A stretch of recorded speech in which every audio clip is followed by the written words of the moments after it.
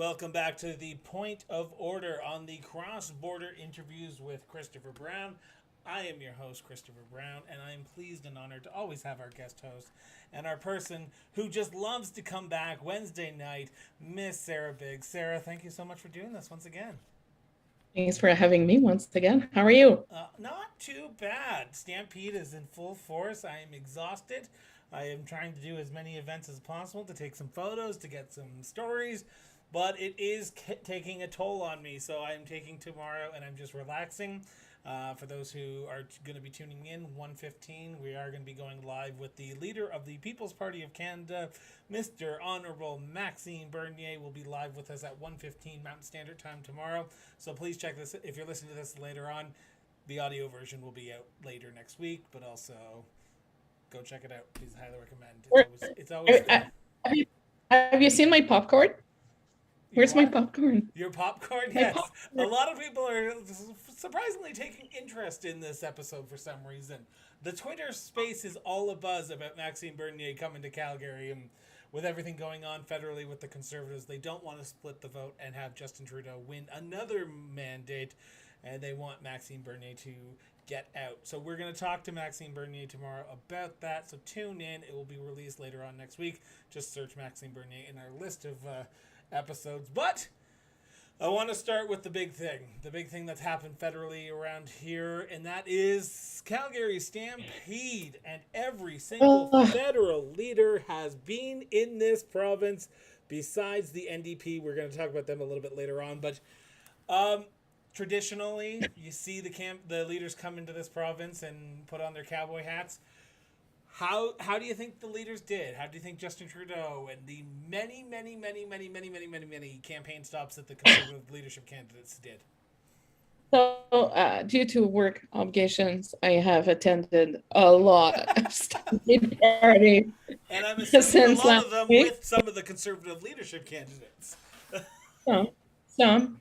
But we I was doing a joke with Tasha Carrot, and we're like, "Hey, Sarah, nice to see you. What's up?" Since half hour ago, because everybody's just making the rounds in all the parties, right? It's all the same circle, but moving venues. um, I was at the barbecue on Saturday night. They did well.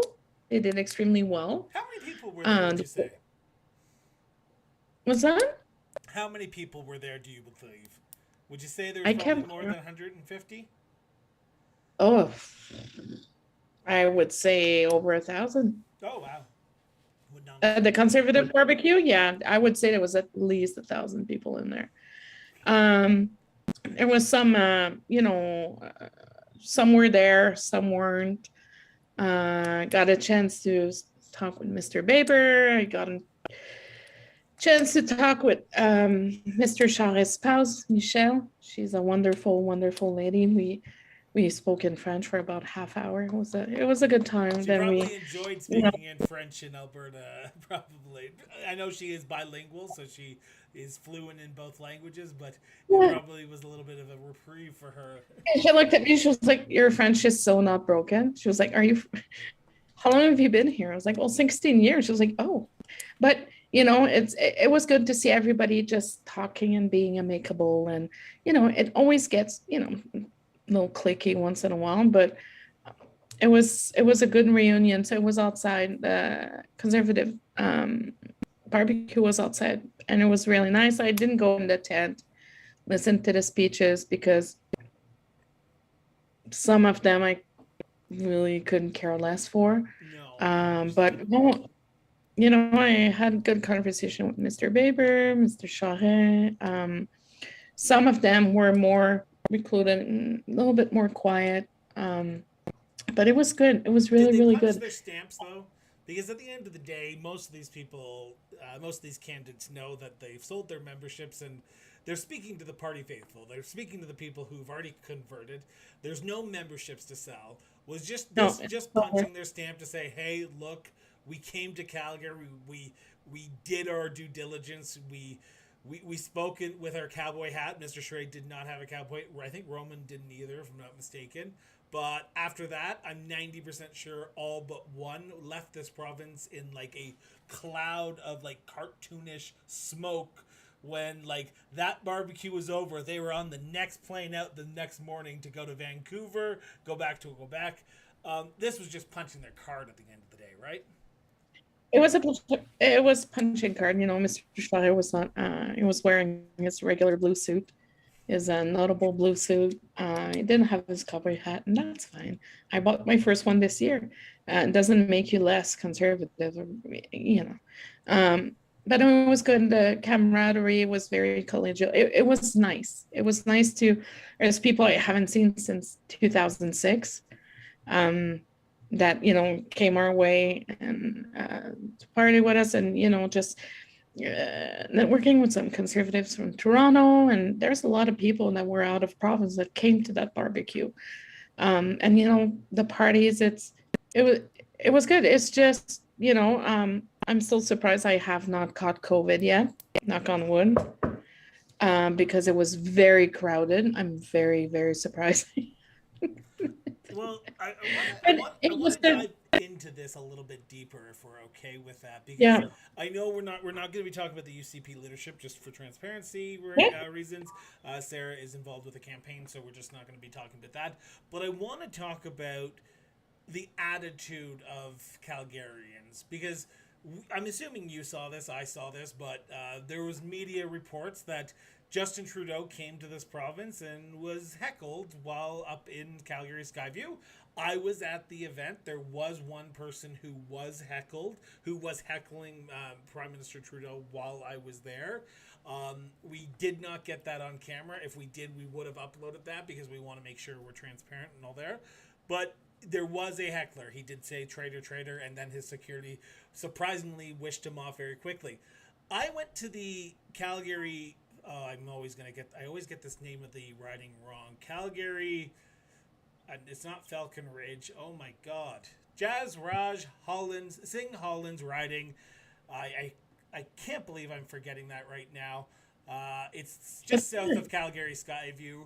I went to his event, and I can tell you that I estimated there was about 600 people there. Yeah. It was confirmed that there was actually over 4,000, and that was from Mr. Holland's mouth himself, because I met him at the Premier's breakfast on Monday, and he said his people had counted, and there was over 4,000. So I'm always willing to say that I made a It's mistake. Calgary Falcon Ridge, my friend. Sorry. Is it Falcon Ridge? Or Calgary McCall. No, that's provincial. You're looking provincially right now. Oh, I'm looking provincial. Yeah. Screw that up, people. Okay. I'm tired. No, it's one of those days. So I was at that event, and I will be honest. I'm going to put it on the table here. The Conservative event was very well run. There was, like, you lined up for your pancakes, they gave speeches. No one, like, rushed to the front of the stage to listen to these speeches. Most people were there to eat pancakes on a Saturday morning, Saturday morning of the first Saturday of Stampede. The Skyview event, full transparency here, I ran for the Liberals. I had Mr. Chahal on the show during the election as a municipal councillor, as a Liberal candidate. I got accosted 6 times while I was at that event by saying, "Who are you? Why are you here? What are you doing here?"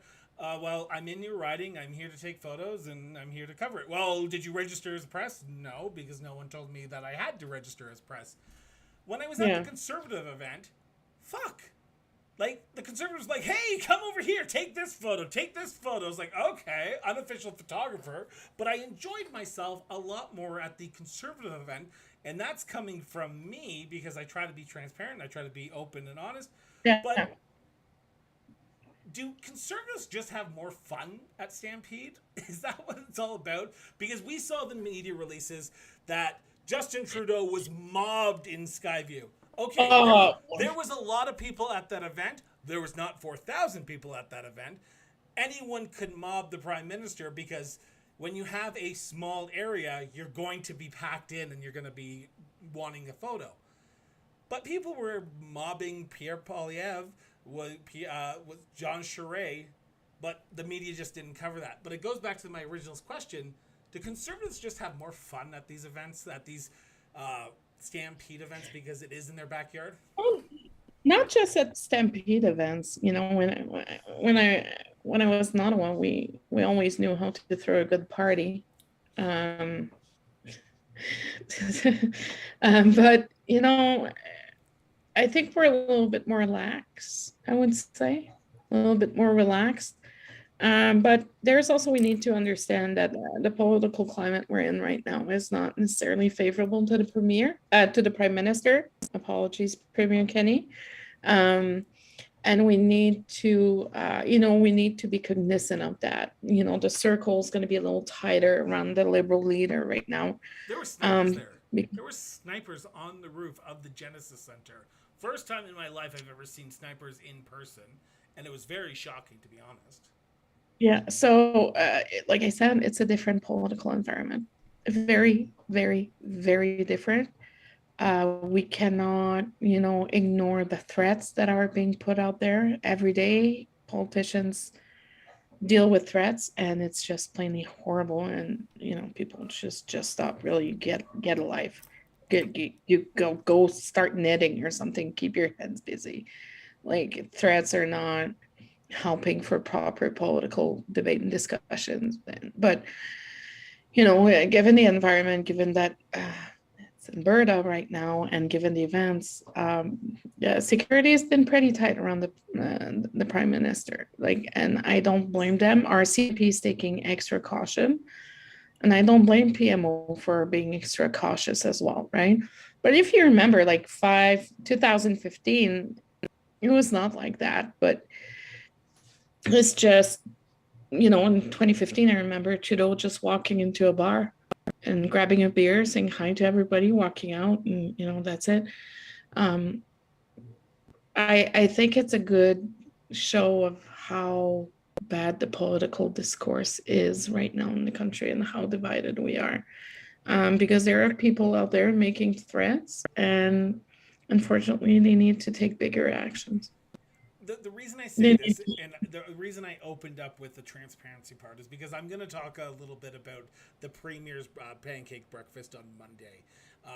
Yeah. The Premier of Alberta, Jason Kenney, had an event on Monday morning, which it's an annual tradition during Stampede where the Premier hosts a pancake breakfast while they're at McDougall's place or at Olympic Plaza, one or the other. So it's in the general area of downtown Calgary. Now, Mhm. I went to the event. I saw what was there. There was protesters there as well. I will be upfront with that. There was a protester who was saying that electricity rates are too high. There was a protester saying that Jason Kenney needs to step down today, because he's just putting off the inevitable. There were protesters there who were saying keep our don't mine in our Rocky Mountains, so on and so forth. But there was no what's the word I want to say? There was no press coverage of that protest. Yeah. But the the, the somewhat media would say that we need to cover the fact that there was protesters in the Liberal event, but not at the Jason Kenney event. Is there a double standard now when it comes to Conservatives versus Liberals, depending on where your media lies? That's a good and tough question. That's why we have you on to answer these good and tough questions. Because I I'm think gonna say this. I'm gonna say this because I've been this is gonna show you where my mind's been going for the last few weeks. I try to read as much as possible. And I try yeah. to read from different perspectives because I need to learn. That's why I have this show. I want to have people on so I can learn from where they're coming from. So I read True North Center. I read The Rebel. I read Toronto Star. I read the Calgary Herald. I read a cross section of what is out there because it only does me good to inform my viewers and my listeners what's going on if I can have the knowledge to back it up. I didn't see much in the realm of there were protesters at the Jason Kenney event and we're in Calgary and I understand that. It's a more conservative area, but there was nothing about the protesters even though Global was there, Western Standard was at the event, I was there, there was CBC there, and none of them covered the protests there, but Twitter and all that shit, pardon my French, just didn't care that there was protesters there. They wanted more to jump on Trudeau. I think it's because Trudeau's dealing with a lot of anti-vaxxers right now, and with the convoys and everything that's been happening. I think the attention is more has shifted on, what's happening to Trudeau, right?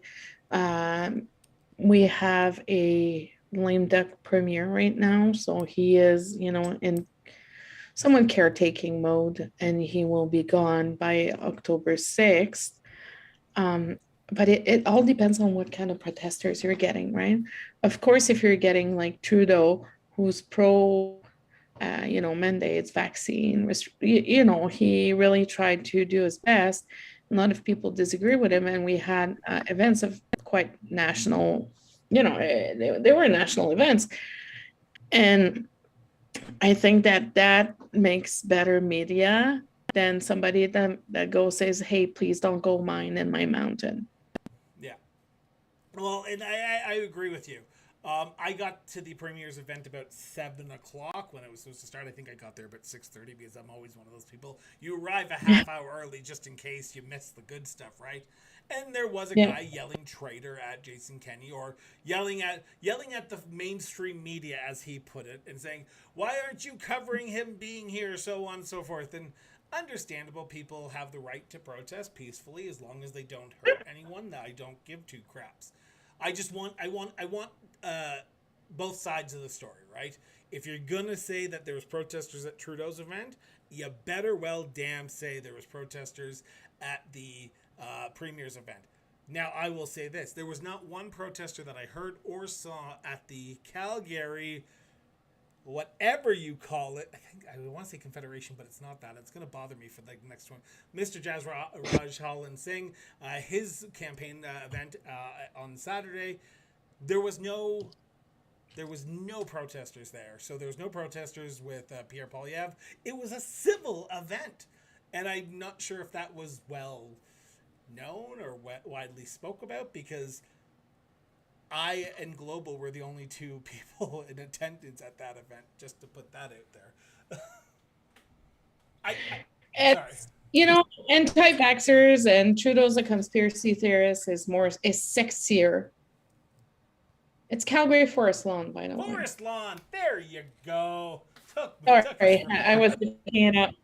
Anti-vaxxers and, everything, the commotion around Trudeau is way more sexier news-wise than somebody is upset because, and the government wants to go, and please don't take it as I'm pro coal mining. I don't agree with it. No, but it doesn't make as good news as somebody is yelling insult to the prime minister. Let's put it that way. No, and I agree. It's just I wanted to start off with this because it always bothers me whenever I see, if you're gonna say that there's protesters, or if you're gonna say one thing for somebody, you better well damn say it for somebody else if it happened. So that's my 2 cents. We'll leave it at that, because we probably could go on for another hour about this, because media issues are very much something that it bothers me all the time, and I just hope to God that there's people out there who are potentially going to listen to this or watch this and say, you know what, we need to make sure two birds, one stone. The next area that I want to talk about is the one that came out of Ottawa this morning, and that is from the Bank of Canada. The interest rate, the Bank of Canada governor announced that they were increasing the interest rates to, I think, 100% points, which is going to bring it up to 2%. This is a massive, massive increase. This has not happened since 1998. This is going to potentially cause a lot of struggles for a lot of people, particularly already in this uncertain economic time.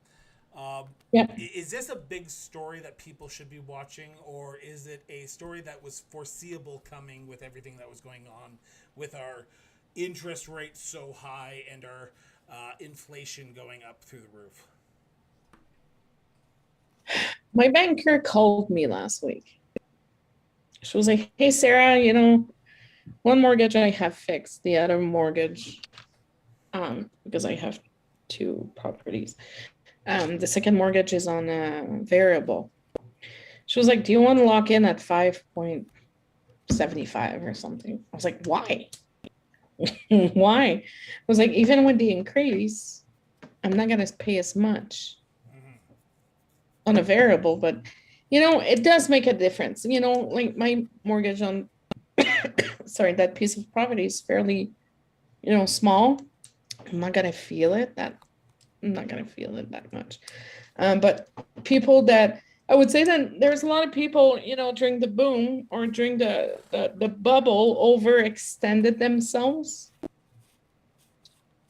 and purchased for more than what they could really afford. So those are the ones I'm worried about. Because, on a $600,000 mortgage, it could mean $150 to $200 to $300 a month in increase, right? So, and with people we shall see. who are $200 away from being bankrupt or each month, and an additional cost is always something that you have to look a bit worried about. There's always the proverbial debate of, should we throw more money in the economy? No, we should not. That's not going to be, and the governments, and we're going to have to look at real solutions, not just printing checks and sending them out. No insult to everyone, but we people need more than financial. We need to find ways, and the systems that we have in place, we are able to find ways and find where we can help and how it would impact next week the taxpayer. And the government has the power to do that. $50 a month for electricity, sure, okay, cool. My condo is gonna cost I'm gonna get a $15 return every month. Okay, cool. But there's a lot of people that we got to make sure that we're helping the right people as well, because for some people, that's if we're giving 75 or $100 or $115, I got to be like, oh sweet, and we're just gonna go out for dinner, right? But if you help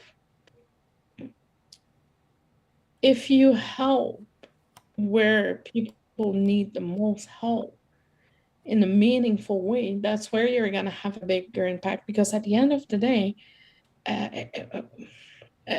I'm walking a very fine line right now with the leadership. No, and I know, so I'm gonna jump around here for trying to. So no, but at the end of the day, we just got to make sure that we're. So I'm gonna say this. I'm gonna go back to federal right now, because this is a federal issue. The Bank of Canada's interest rates is not a provincial issue. Let's put that on the table right now. It affects the interests of provincial parties, but at the end of the day, it's a federal issue. My question is, and I know this has been rumblings on Twitter, and you should always take Twitter with a fine-tooth comb, but does Justin Trudeau need to change the Minister of Finance? Is Chrystia Freeland now officially in over her head when she's coming out saying, we're trying to make it better for you, we're going to re-announce the things that we've already announced? Like, to me, and this is nothing against Chrystia Freeland, because she's a very smart woman. I would probably want her to run for the leadership of the party. I don't know if I want her to win, but she probably will. But does Justin Trudeau need to get a better communicator in that position to say, you know what, we need someone who's actually going to communicate what the hell the government's doing, and not just sit there and try to explain it like a Rhodes Scholar? I think they need to take back control of their narrative and really starting showing really meaningful new initiatives. Like, I couldn't tell you one thing that the government's doing to make our lives easier. I pay attention to politics. Like, I eat politics 18 hours a day, but what I'm seeing about the federal government, I don't see much. And it's very unfortunate, because, you and I are, that's all we do. It's like, hey, did you see this? Hey, did you see that? Oh my God, what do you think? This is my work. My work is to look at what policies are being put out there and trying to translate it and put into everyday, try to see what it means for everyday Albertans. That's literally my job. on every level. And the federal's just been dropping the ball over and over and over again. And it needs, I think that Mr. Trudeau's gusto he's done. He needs to go. I'm not saying I'm a liberal or conservative, but each leader has its time. It's been 7 years. The cycle is coming to an end. But that's what they said about Kathleen Wynne too, right? That's what they said about Kathleen Wynne. It was coming to look at Harper. He left after 9 years. Yeah, well, Harper left after 9 years. I don't think he left. He more got kicked to the curb by Justin Trudeau, just to be. Yeah, but his cycle was over after 9 years. I think it becomes the question. Besides John Horgan, do leaders even go? Like, do the leaders even know when their best before date is? Because you're seeing a lot of people who run in these elections and then go, well, we didn't win, so I'm gone. Aaron O'Toole, we saw Jason Kenney because his best before date was probably going to be a little bit later. It's now pushed on. John Horgan saying, okay, I'm going to keep on. Aaron O'Toole, he thought his best before date was next election, but the party said nope. Andrea Horwath, her best before date, she was going to try and win this last She's been there for a long time, yeah. Exactly. Do party leaders even know when their best before date is, or do they just care about power? Some do. Mr. Horgan's situation is slightly different than the other leaders. He's got medical. He was diagnosed with cancer. He came back after, I think he did 2 rounds of treatments.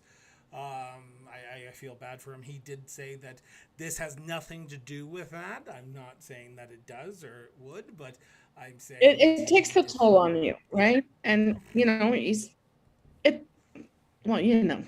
takes a toll on you. So good for him. Like, he could have stayed a little longer. Sorry, my cat is literally trying to climb on my chair right now. Okay. He's my dog's licking my leg right now, saying "Let's go outside." So it's just one of those animal episodes. So, he likes his mom. So going back to the original statement, we can talk about Trudeau. Yeah. But do you think Chrystia Freeland needs to be moved into a new portfolio and put? She needs to be her. Keep her as the deputy prime minister. That's fine. That's fine. Like intergovernmental affairs or something she can give her international. Put her back into international relations, because I strongly believe that Melanie Joly should not be sitting in that chair. They made a huge mistake yesterday with Ukraine. Huge. Yeah. Melanie Joly, she's an extremely smart lawyer. She's a great politician, but does she belongs where she is right now? You'd have to give me a lot of money to start believing that. So I wasn't gonna. I forgot about what happened with Ukraine this week. I want it's to talk about if you're okay with can we chat about it for a few seconds, because this is a bigger issue than I think it's going. This is going to tarnish the reputation of Canada on the world stage, I think, and that's me saying this. I know that the Secretary of State for the United States did come out yesterday with a letter saying we support Canada in giving the turbine back to Russia, so that way they can give the oil to Germany. But this is a massive mistake on Canada's part, is it not?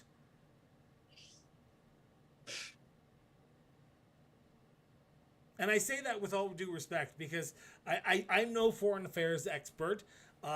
We have been flying the Ukraine flag for the last 4 or 5 months since Russia invaded the country.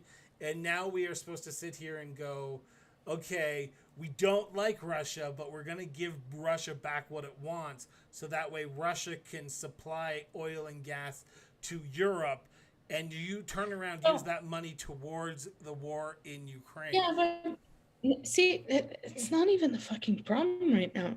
We have Trudeau being like, we're sending arms, we're sending arsenals, we're sending everything that we have. And then he turns around and is like, yeah, bring us your turbine, we'll fix it. You can't have the cake and eat it at the same time. And that's the issue right now. You can't make them believe that it's the hardest decision in your life.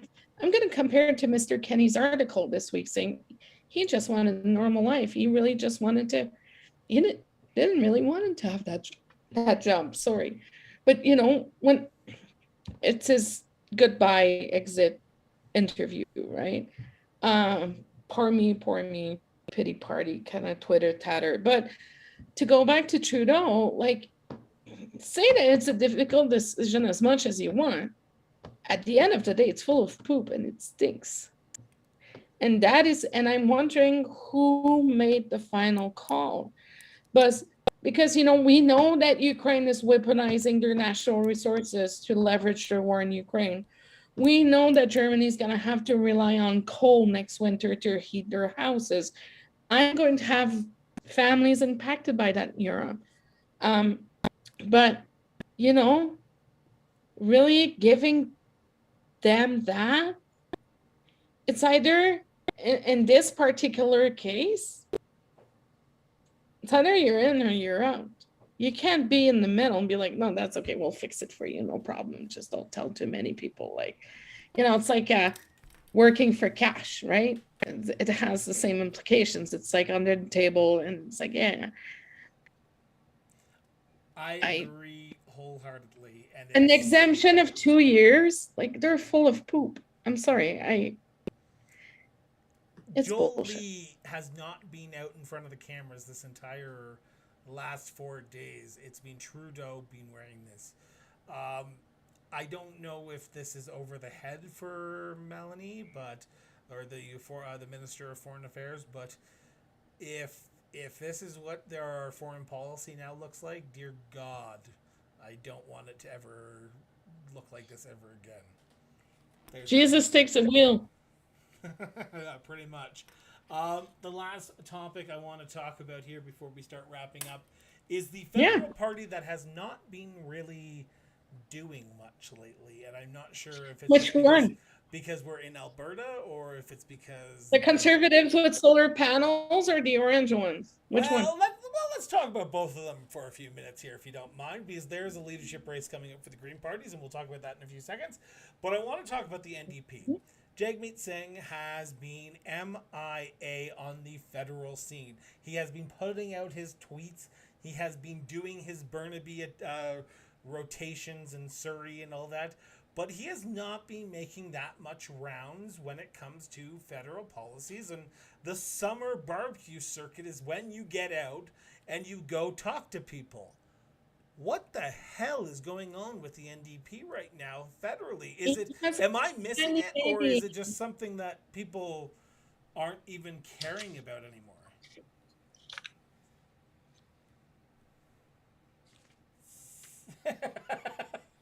Say it. He's done.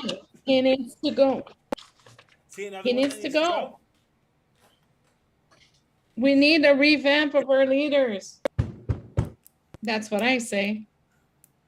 But we need fresh blood. Go ahead. I've seen too many leaders over the past 19 years. You're only 26? Wow. I know, right? US. I don't know what the strategic move is here for the NDP. There's no strategy anymore. Like, I look at everything right now, I like strategy. I do strategy. I kind of know a little bit about strategy. But there's no strategy anymore. It's like if the NDP is like, fuck it. Like, we signed the agreement with the Libs. They're going to be fine for a few years. It's just, we're on for the summer. See you later. We'll check back in like in 6 months. But where's there even fundraisers that they're hosting? Because last year, Jagmeet Singh came to Alberta and he did his rounds at Calgary Stampede because I went up to his event in Calgary Skyview. Yet again, there was speculation of a campaign coming up in the next few weeks, so he was out crisscrossing. Are the NDP aware of something that we aren't? Because it seems like there's no fire under their ass right now to get out and connect with voters. And I say that on July 13th, 2022. There may be an event this weekend in Calgary at the Calgary Stampede that I'm not aware of. But right now, as it stands, the only parties that are actually hosting things are the Conservatives, the Liberals, the Mavericks, and the People's Party, because Maxine's coming to Alberta. He's sitting down tomorrow, and then Saturday he's And the going to be. NDP's been around though. I've seen the NDP all week. All week. Provincially, yes. Provincially, sure. Yeah, but my dude, the NDP on the federal level has never mingled with anyone else. And that's what we need. Like, I remember when Jack Layton was on the Hill. I miss Jack so much. I think a lot of Canadians miss Jack right now. Like, remember the days when we had actual good leaders? When we had Stephen Harper, when we had Paul Martin, when we had Jack Layton? Where are the days? Even John Chrétien. Jean Chrétien was a great prime minister. Great prime minister. And so was Martin. And, and then you got Nyanya. That's how we called Ignatieff on the Hill. We were calling him Nyanya. But, and Conservatives and Liberals always mingled in the evenings. And, we're always talking about that. But never, ever, ever, ever would we see an NDP or a Bloc staffer hanging out with us, ever. So it's not new that they're not participating. They're only participating because they're trying to win a goddamn election. And they're trying to score brownie points and showing up with solar panels. And they're like, woo, we're shiny. Well, but speaking of solar panels, the Green Party of Canada is holding a leadership race here. And I mean that with all respect, because I think some of the Green Party policies, there are some that are actually well, if thought out and informed. I just hope that there's a leader that could actually put the coherent sentence together and actually talk to the average Canadian and not have a party infight like last time. So we have a federal Conservative leadership race where there is a entrance fee of $100,000, if I'm not mistaken, give or take $25,000 here or there. I don't know the exact amount, but it's a pretty hefty amount. We have a provincial UCP leadership, which is $175,000. I've never seen a party who has had a nomination fee of $1,000, $1,000 to run to be the leader of the Green Party. You have to have memberships sold and nomination signatures in certain ridings, to a certain percent in each riding. You have to be able to speak and write in French and English on a scale that the European Union uses. I don't know why we're using that, but it's standard across the world, so you need to do that. The Green Party of Canada, surprise, surprise, has garnered a lot of interest for this leadership race. Are you shocked at A, the first, how low the amount is to enter the race, and B, the interest that it has coming up on the actual race? Because most people thought the Green Party was dead last election. Yeah, but Elizabeth May keeps it alive all the time, right? Until she's really retired. Elizabeth is like the auntie that makes sure that the ship is steady and keep direction. But do you think people are gonna pay attention? Because people like you and I will probably. You won't? I don't. You better, because we've got confirmation for 4 of the candidates who are seeking the nomination coming on this show. I will. I'm just so busy. Like, I gotta worry about my own damn race. But $1,000, they could say that they want to make it, affordable to everyone. They could spend that. There's a few ways you could spend it. We're a party of the people. We want to make sure that the process is fair to everyone. Got to make sure you're selling memberships, and got to make sure that the full exercise of, democracy is being executed. We could put it that way, because, if you look at 175 in Alberta, let me tell you, fundraising for that money is not something that's like, woo. But if it was $1,000, you'd see a lot more people in this race, I would assume. Well, Bill Rock would have not dropped.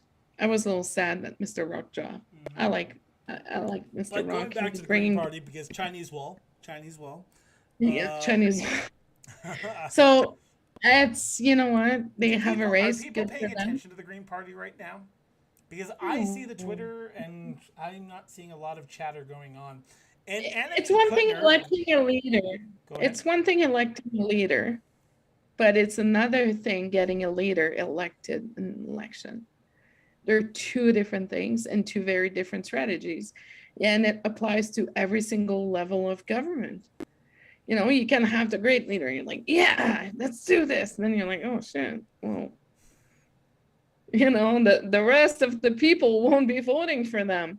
Um, you know, the Green Party has been on the respirator for I would say at least 4 years. At least. And you know, I love Elizabeth May. She's the auntie in the house that gives us a little slap behind the head when, you know, we're not behaving. But at the end of the day, And she we need always to knows her respect. parliamentary privileges and Oh, parliamentary she is. decor. She God bless is that woman. very, very. I love that woman for that. But you know, at the end of the day, we need to commend them for, you know, keeping the process alive and keeping the party alive. And all we can do, you know, sometimes I make fun. I say they're conservative with solar panels, and it's like, but it's true. But you know, at the end of the day, we need to respect their processes, and you know, que sera sera, and they're gonna be on the ballot. And if they can pull out more members, well, good for them. If they can get more votes, good for And them. usually, It's part of go ahead. it's like the rhinoceros party, right? I love that party so much. Some of their candidates are fantastic. But Okay. it's just it's an exercise of democracy, and we need to be very thankful to be able to exercise it. I would love to have the leader of the Rhinoceros Party back on the show, because my first introduction to the Rhinoceros Party was way back in Ontario when I was a journalist and I was going through university. And I remember reading their platform. It was a federal election. I think it was the 2004 election or 2006 election. And I was reading their platform, and they're one that always has stuck out to me for some strange reason. And no disrespect to these people, but they announced that they were going to pave the entire province of Manitoba and make it into a parking lot. And I just thought to myself, if that's what your platform is, I commend you for even running a candidate in Manitoba. Because how do you go tell people, hey guys, I need you to move out because we're turning this into a parking lot? They're fantastic. And They then the other truly one are. was we're gonna move our capital from Ottawa to Victoria. So that like I Victoria's remember when I was a little girl, like I don't know, 7 or 8, in so the like 20 Chrétien years ago, right? 18, 18. 18 years ago. Yeah, 18. In the Chrétien era, I remember getting a flyer from the Rhinoceros Party, and they've put some pictures of people doing some levitation meditation. And I remember my brother and I had a good giggle about it because that's one of my, you know, it's a good childhood memory. And my mom's like, they're absolutely insane. And though, but you know, when you look at it, when you look back at it, it's like it's great humor. And sometimes when it's very, very heavy, and I think the Rhinoceros Party is like the funny uncle that tries to keep the jokes going. Hey, I So love them. They reign federally out here. We got some of their buttons from a great candidate out in Calgary, wherever Len Weber's riding is on the east side of the city or on the west side of the city. But it, God bless them. God bless the Green Party. I hope they do have a fantastic leadership race. I'm looking forward to sitting down with a lot of these candidates because it's going to be will fun. be great. It will. It It will. will. It's always fun. But with that, It has been almost 45 minutes, and we try to keep this under an hour just to make sure that we can go take a nap, but check in with each other. Sarah, thank you so much for doing this once again. Always a pleasure to have you on the show to talk about politics and the biggest news stories of the week, and we probably missed some. If we did, send us a message and we'll file it. No, I think I might do the show. So I'm on vacation. Hold on, somebody's calling me. Work of a contractor is never done. I'm going to say this. We will be back for one more episode before we both take a much needed hiatus for 2 weeks, and then we'll be back in August. Yes. I was going to say we should do it when I'm in Vegas. I should do it from the Strip. Do it. Let's do it. Then we can talk about American politics and Canadian politics. So with that, Sarah, enjoy your vacation. I will be back next week. Sarah might not be. I'll be back next week. Okay. I'm here next week. The following 2 weeks, I'm... Okay, so next week is our last week because the week after I'm gone for my birthday week, and then the week after that is something else. But we will be back after in 7 days with another great point of order on the cross-border interviews with Chris Brown and Sarah Biggs. So with that, have yourself an excellent day, everyone. And remember, get out from behind social media. Go have a conversation with somebody. And if you show up to protest, you better well make sure all the media hears you so that way they can cover it properly. Talk to you later, everyone.